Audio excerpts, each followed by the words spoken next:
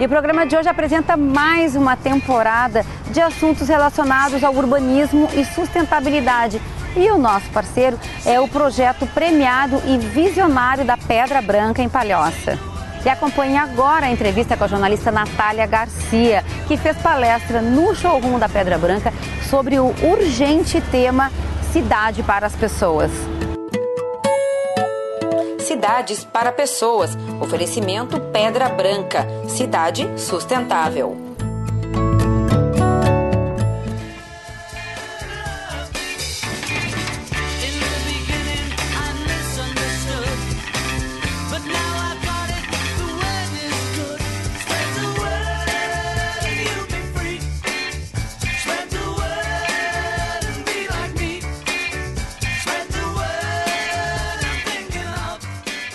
Eu sou jornalista, mas antes de mais nada eu sou paulistana. Eu passava 4 horas por dia dentro do meu carro no trânsito de São Paulo, cansei disso e comecei a andar de bicicleta para me locomover.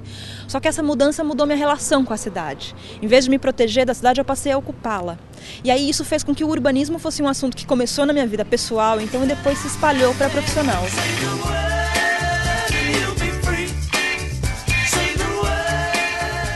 Foi aí que eu criei o Cidades para Pessoas.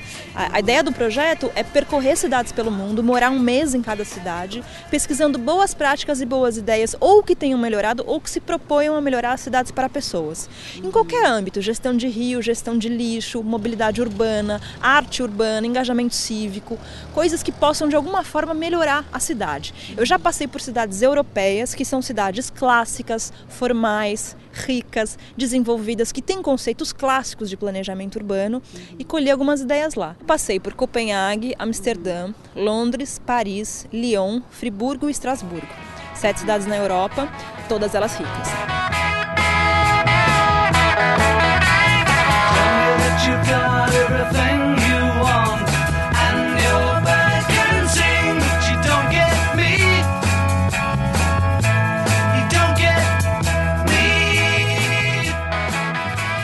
A primeira coisa que mais me chamou a atenção, quando eu cheguei em Copenhague, do outro lado do meu albergue ficava um rio que era navegável e que era nadável, as pessoas nadavam, tinha uma piscina pública ali, e esse rio em 91 era quase tão poluído quanto o rio Tietê em São Paulo.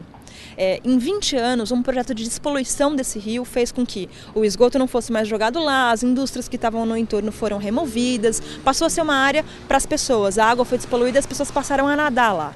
Então a primeira ideia é a ideia de que é possível recuperar rios. A boa cidade, do ponto de vista da mobilidade, é a que tem mais opções. Não a que tem mais ciclovia ou mais transporte público, é a que tem mais opções, é a que atende o deslocamento que você vai fazer naquele dia. Você vai fazer compras, você vai de carro para carregar, você vai para o trabalho, talvez seja melhor de transporte público, você vai fazer um passeio, ou você vai para um lugar que o percurso seja plano, você vai de bicicleta, e assim por diante. Então, a boa cidade é a que tem mais opções. Dentro disso, a gente entra numa ideia que a bicicleta como meio de transporte, como mobilidade, é uma solução muito importante. É uma solução, inclusive, economicamente legal. Copenhague chegou à conclusão de que, para a cidade, a cada quilômetro percorrido de bicicleta, a cidade ganha 70 centavos. Por quê? Porque eles têm ganhos com saúde pública, as pessoas estão se exercitando, não estão emitindo poluentes, tem uma infraestrutura mais barata, que ela demora mais tempo para gastar. Então é economicamente bom para a cidade que tenham bicicletas rodando, assim como é economicamente ruim que tenham carros rodando por lá. Então, essa coisa de olhar para a mobilidade como várias opções, mobilidade de forma integrada com outras coisas na cidade.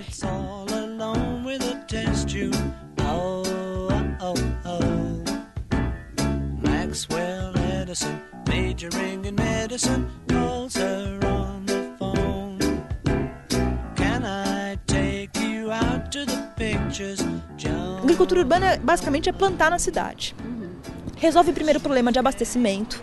A gente tem um problema que hoje a população urbana já é maior do que a população rural no mundo. E isso tende a continuar se agravando. Se a gente não começar a produzir comida na cidade, a gente vai ter um problema de abastecimento muito sério, né? Outra coisa é que a agricultura urbana ela pode permeabilizar áreas estratégicas, áreas que têm enchente, alagamento. Se forem permeabilizadas por plantio, podem resolver esse problema.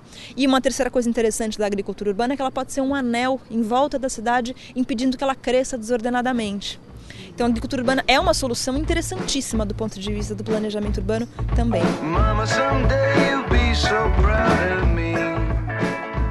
Natália elegeu mais ideias que ajudam a transformar as cidades para as pessoas.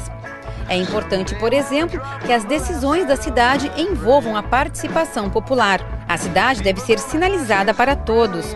Já os políticos precisam de um conselho técnico de apoio para auxiliar na gestão das cidades.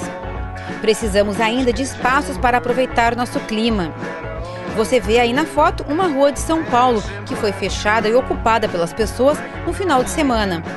Investimentos nas redes locais de catadores de lixo, consumo colaborativo e engajamento cívico são outros fatores importantes para transformar as cidades.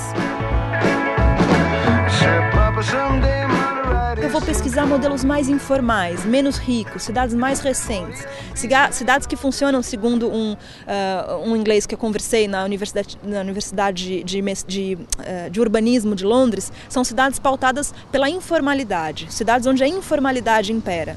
Então eu vou para cidades mais pobres, que estão dentro do que ele chama de lógica da gambiarra, e ele diz isso sendo uma coisa muito boa. As ideias criativas que surgem da necessidade. Então esse vai ser o foco da segunda fase da pesquisa. Eu vou para Accra, em Gana, na África, Nairobi, no Quênia, na África também, Rishikesh, na Índia, que é onde nasce o Rio Ganges, Thimphu, no Butão, onde eles têm um índice de felicidade interna bruta, eles medem o crescimento do país não pelo crescimento econômico, mas pelo crescimento da felicidade. Seul, na Coreia do Norte, onde eles destaparam um rio, fizeram um rio voltar à superfície, é um modelo muito admirado pelo mundo todo. Vou para Melbourne, na Austrália, São Francisco, Nova York e Portland, nos Estados Unidos, Cidade do México, Bogotá, na Colômbia, e depois eu volto para o Brasil.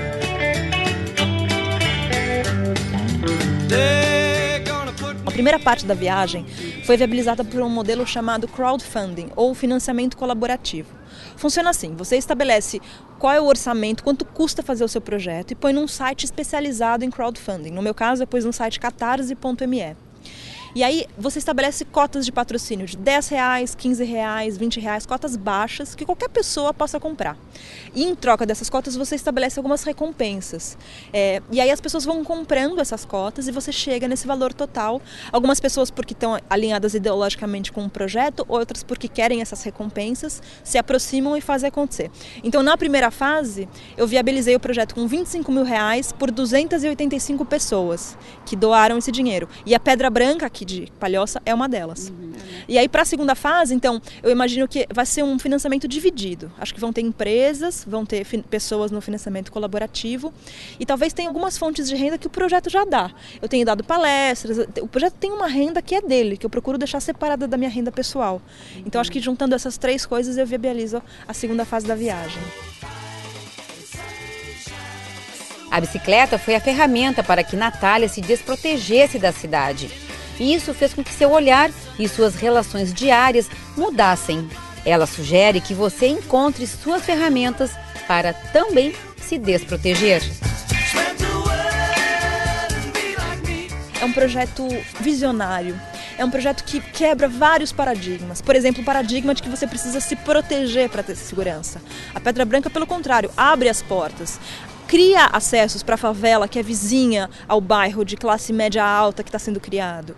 Isso faz com que a convivência entre classes sociais diferentes aconteça e pessoas diferentes convivendo entre si criam relações muito mais interessantes do que pessoas iguais convivendo entre si.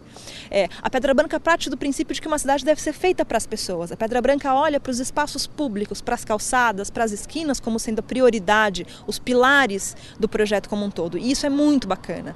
Esses são os conceitos levantados pelos urbanistas mais visionários do mundo. E eles estão sendo aplicados num piloto no Brasil, aqui no município de Palhoça. Então, isso é espetacular. Esse olhar de lembrar que as cidades devem ser para as pessoas, são feitas de pessoas e que as pessoas têm que estar no norte da administração pública é a saída.